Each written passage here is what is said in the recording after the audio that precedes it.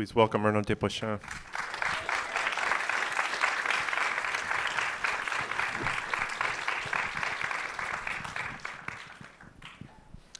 Can you address the whole issue of this film and its relationship to Comment je me suis disputé, my sex life? Because, you know, calling it a prequel doesn't really work.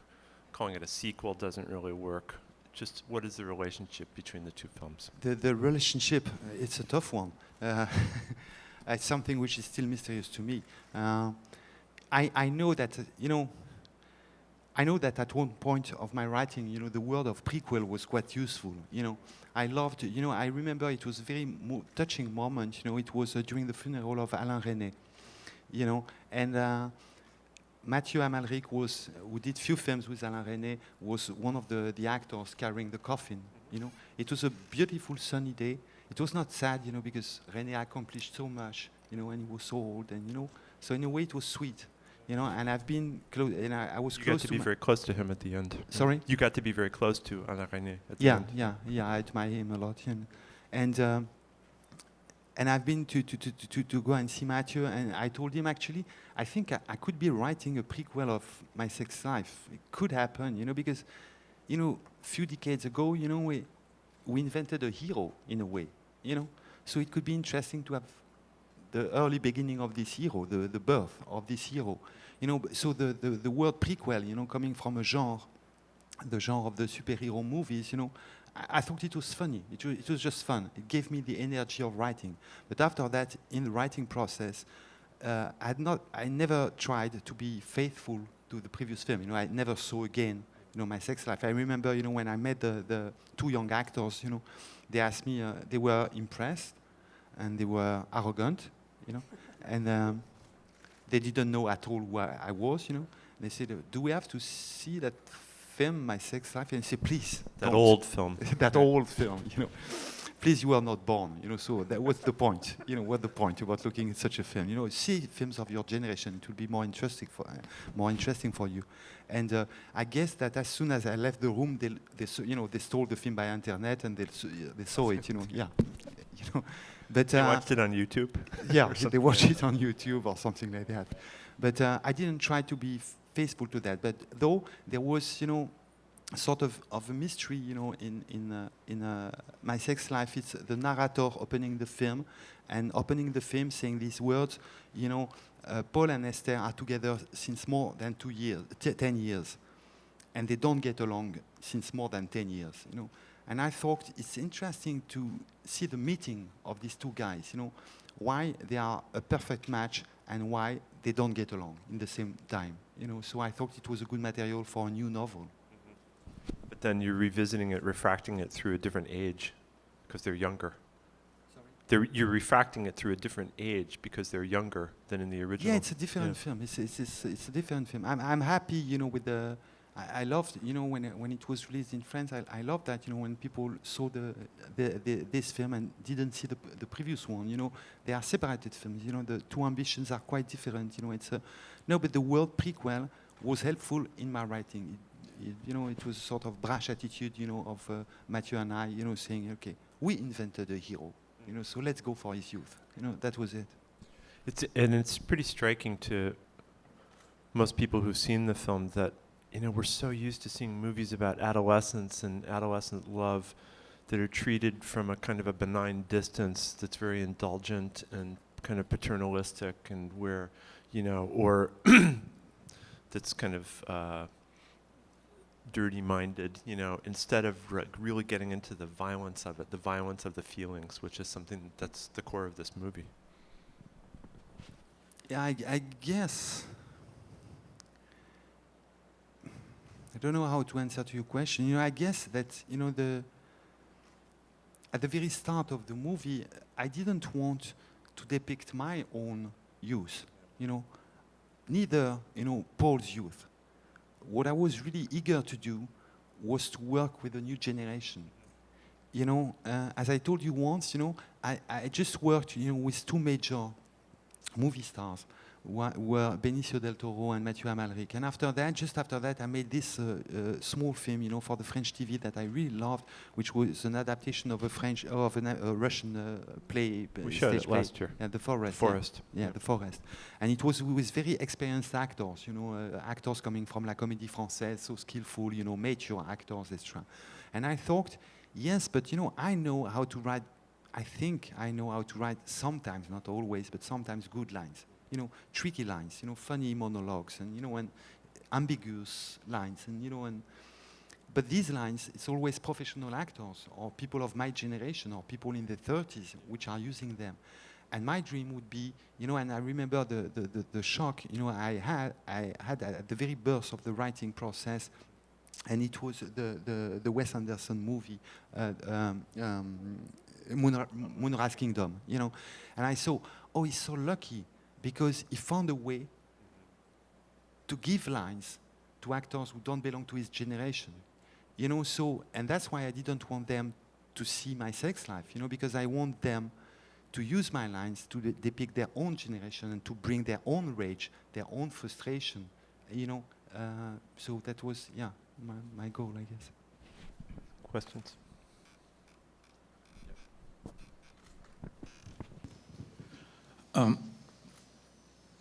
Paul's trip to the former Soviet Union, Belarus and Tajikistan seems an important part of his growing up, especially the subplot about the passport and the saving of this Jewish refusenik. Was it based on the real facts?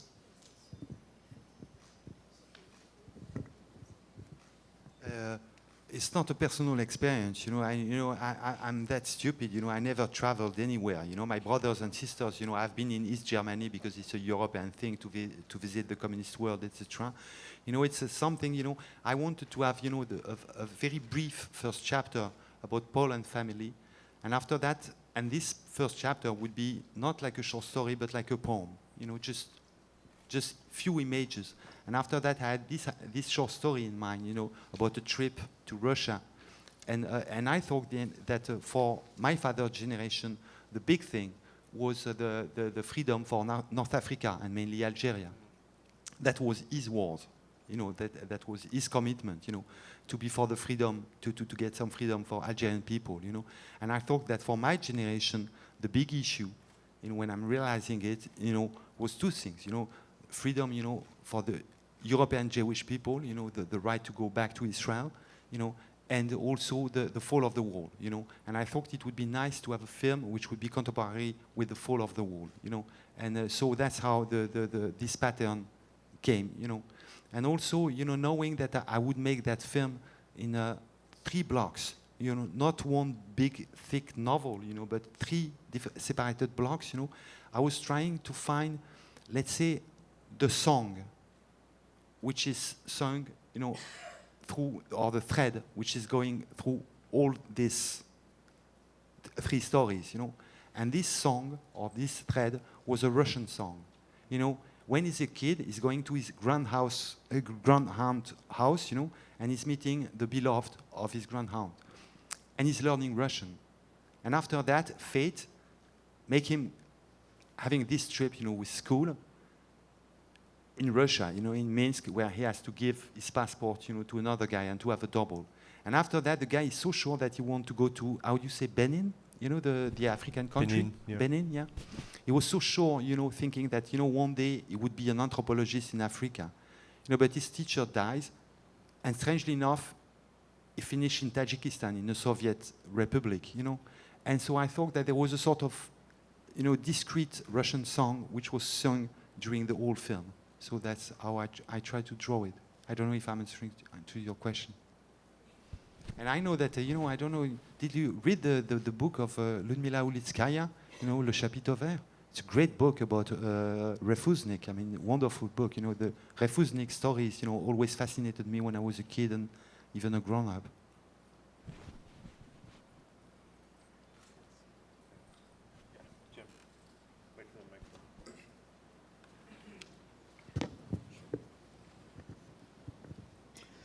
Thank you. memory is tricky. And I just wondered if Sophie was telling this story, what would be the major difference from Paul?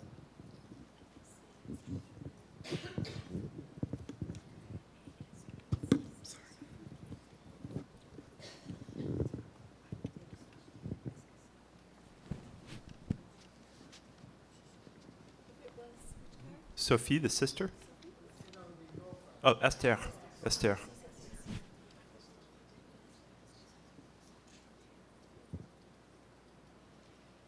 I'm not sure that if Esther would have, I will answer through, I guess her point of view would be quite different. I guess it would be quite different. But on the other hand, there is a thing that I loved, and it was a bet, and it was a bet with in the writing process and on the shooting process too. It was the fact that I would have this young woman character appearing, in the middle of the film, and the main character is Paul. And she will cannibalize the whole film. She will take all the room. She will become the film, So I was betting on the performance of Roy-Lecollinet, and I knew that one day during the shooting, I would go, and I would have to go to her and to say, okay, girl, now you have to take the power on the film. Because this is what happened in Paul's life, is that the definition of Paul is Esther, is that Paul is nothing without Esther. Is that Paul is not belonging to friends or to his own stories, he's just belonging to Esther, And I love the way, I was thinking about this character, I was asking you the American expression for that, is that kind of girl who's taking all the room in the bed. She's too much, she exists too much, she's taking all the room. And Paul is tiny, Paul is shallow, And so in that way, I knew in the writing process, but I experienced it during the shooting process, because of the dialogue, with the young actress, that there is something which I think is heartbreaking. There is a very tiny scene, where Esther is asking to Paul at the beginning of their meeting, will you call me? And Paul doesn't have the phone, and so his answer is, will you write to me? And Esther is shrugging, and we can guess that she's not a big writer, that she's not that keen on letter. But the idea comes to her that she couldn't become, I could say it, is it a very French way of thinking, I don't know, her own novelist, that she will invent herself through this letter, that she will depict an adventure where she would be the queen, where she will become the heroine that she wanted to become, But strangely enough, she will have a price to pay, which is vulnerability. When he meets her, she was invulnerable, And suddenly, love happens to her, and then suddenly she has no defense any longer. She has no armor any longer. And she's vulnerable, and it's a terrible price to pay to become this heroine that she wanted so much to become. So in a way, I think that at the end of the film just belongs to Esther. Esther is the film. She ate the film.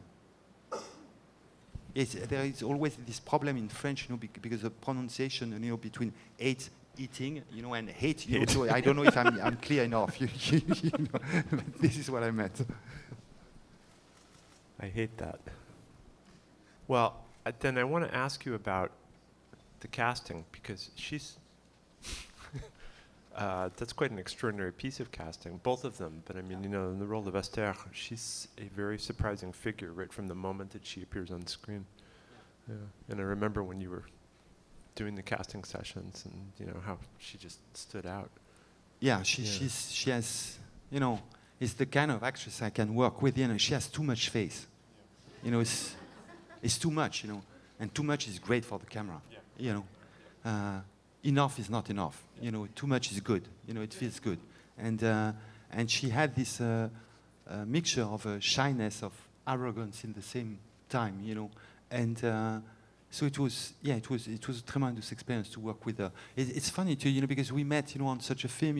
We have to meet, like in all the countries, a lot of people, to discover what your film is about. You see, so which means you have to meet 1,000 people. Different kind of people, And I saw more experienced actors. And very soon, when there are few experiences, they were all starting to bring me naturalism, And I was working with them, and I was saying, but please, could you stop to act like the TV taught you to act. You know, the cheap TV. You know, I mean, just, you know, it doesn't bring a thing. You know, but this to have this very new guys, you know, arriving, which are not formatted by any system before. You know, who are open-minded. You know, and I knew working with her that I was not a burden to her. You know, that she could have the use of, you know, and also it was really important for me to have actors. You know, she was 17. Yeah. It's young, you know, and that was nice to work with someone who was really 17, you know. And I'm thinking about the great actress who's playing the sister, Paul's sister, you know, and she was 14 years old, you know. And it was so great, you know. Once again, I'm thinking about Moonrise Kingdom, you know. It was so great to work with people who are that young, you know, and to create a common language, you know, and to have an artistic dialogue, to build an artistic dialogue with such guys and girls. I suppose that another way of saying it here would be, we could say it's actors that aren't afraid to be big. Sorry? Actors who are not afraid to be big. Yeah. Yeah, yeah. The opposite of the naturalism that you're talking about. The kind of like, hey, yeah.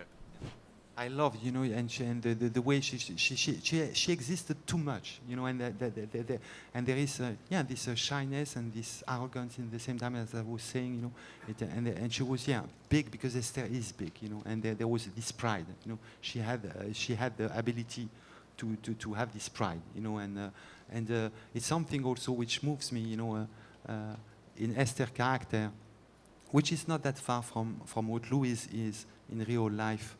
There is a certain weakness amongst all of us, is that we want to be admired for quality. You know, we want to be exceptional, like Esther is saying twice in the film, you know, am I exceptional, you know? But we want to be exceptionally intelligent or exceptionally clever or exceptionally beautiful or good in sport or whatever, or, you know. But Esther wants just to be exceptional, period. You know, with no, you know, she's not talkative, she's not peculiar, she's not beautiful, she can be ugly or beautiful, who knows, you know, but she wants to be exceptional, you know, and she has these strengths, you know, and I think about a scene, you know, which is to me really heartbreaking, where Paul is committing a sin, he's asking to Esther, and it could answer to your question, you know, about, you know, if the Esther, what would be Esther's point of view about the story, you know, about the memories. He's saying, what will you do when you will be graduate? And she's looking at him with such a pride, and she's saying, I will disappoint you. It's a paradox, you know, and it's a paradox which breaks my heart. I wanted to talk about the music because it's so important to the film, and I mean, Grégoire said the score, and then also the songs that you chose for the movie, which I would imagine was a whole, that's a real work in and of itself, making up the texture of the movie. I would imagine that it was really a lot of fun. Very fun. Actually, today with the problem with the rights, it's not fun any longer. It was fun 15 that part's years not ago, fun. but today is a nightmare. I mean, to negotiate the rights for each song, I mean, it's a nightmare. You can believe me. You know? No, I mean, listening to it. That's, you know, we worked, you know, obviously I used few songs which were familiar to me, you know, in these days, and it was important for me to have this voice or that voice, you know. It was important for me to have some hip-hop in the film, you know, because it's a commitment, you know, to me. But I was trying to find what kind of music they are listening. So there is a thing which is, you know, I don't know how to... There is a line, you know, of Paul, when Paul is Mathieu, where he's saying, I realize now that we were poor, that we were a poor couple, you know. And when we lived, when we experienced it, you know, we didn't notice the fact that we were poor. And, you know, so with the guy I was working with, you know, on the score, I told him, you know, we have to use some mods music, you know, but not the early mods, you know, not the Who, you know, but do you say mods? Yeah? Modern. I don't know.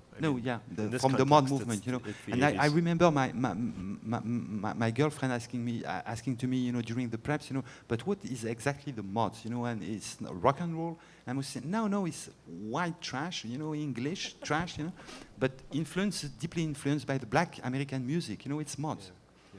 And and I was trying to find, and she was saying, yeah, but I still don't get it, So I look at through the internet to try to find a definition of the mod movement, the jam and all this But thing. over here it was called New Wave. You call it new wave? Yeah. No, it's not new wave. That's what we called it here, the jam. No, it's not okay, exactly alright. the same. And I love this definition that I found through the internet, It's how to live with dignity when what you have to experience is indignity. How to be arrogant when you are poor. And that's the kind of music that they are listening. The spatials, the jam, that kind of music. And I'm thinking about all these characters, and I thought it would be a nice way, a nice sound, to draw this group. Yeah. Well, it's a mix of. There's the special, so there were the ska and the two-tone music, and then there's the jam, which we called New Wave, and then hip hop from De La Soul, and then that beautiful Ethiopian piece, the Ethiopian piece. Oh, the Ethiopian piece is great. incredible. Yeah. He's dreaming about foreign countries, dreaming about Africa, and you have the Ethiopian piece, which is coming from the 60s. Yeah. And then with Gregor Etzel's score, I had the impression that maybe he listened to Vertigo. Maybe he listened to the score for Vertigo. I'm not sure. I'm harassing him. With that score, But it's a thing that I'm really proud of. Is is that in Vertigo, so we have the Herman score that we all know and that we all revere. But I heard, just on the radio by chance, because the CD was not available, in these days, few years ago, this piece of Stravinsky that you can hear at the very last, on the very last scene. Hugo Wolf. The Hugo Wolf leaders, which were adapted by Stravinsky. And so Vertigo is from 58, yeah? And the piece of Stravinsky from 68. Yeah. And the first time I listened to it on the radio, the Stravinsky piece, I thought, but it's a rip-off of Vertigo, the same score, And I realized, and I love to dream about that, that Hugo Wolf song, there was a big concert, that I'm dreaming about this concert, in Los Angeles, and there were two guys in the audience, and one was Stravinsky, and the other one, was Bernard Herrmann. And they have been both influenced, by the melancholy of the Hugo Wolf songs, and so what I love in the Stravinsky piece, it's a tribute from the noble arts to the humble art, And I always listen this piece as a tribute to Bernard Herrmann. That's why I did go for that piece at the ending of the film. And it's Stravinsky's last piece, right? Yep. Yes, Jemica.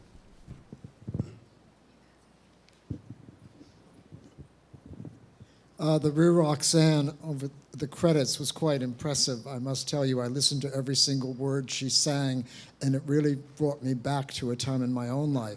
But my question has to do with the teacher. That wonderful scene where she says, pick out some music, and then she sort of falls asleep, and he doesn't know what... Talk about that scene and why it's in the film.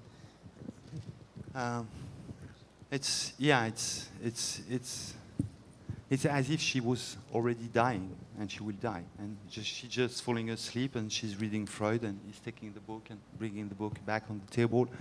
I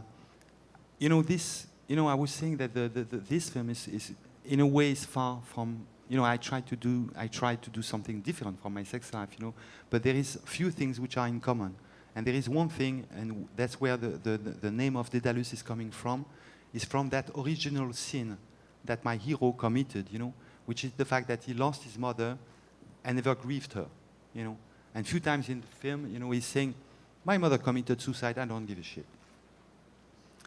He says it once, and then twice, and then 3 times. And say, if you are saying that you don't care, why are you repeating that 3 times in the film? So, and I think that there is a sin that he committed, or a wound that he has to heal.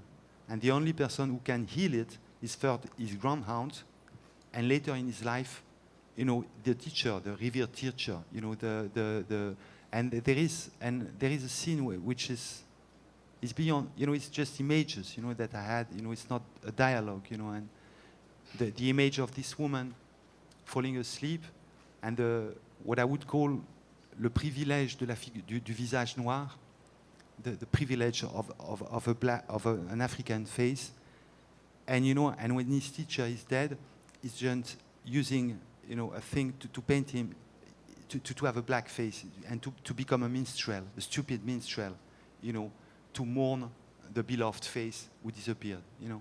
So it's, I know that it's images which are moving me more than I can express it today.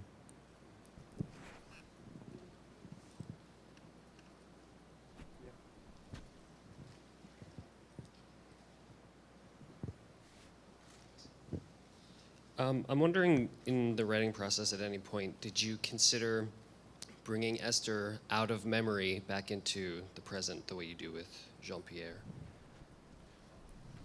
Bringing her out of memory and bringing her into Back the present. to the present of the film, the way Yeah. you do with Did Jean-Pierre. you consider bringing Esther into the present of the film, the way that you do with Mathieu as Paul at the end?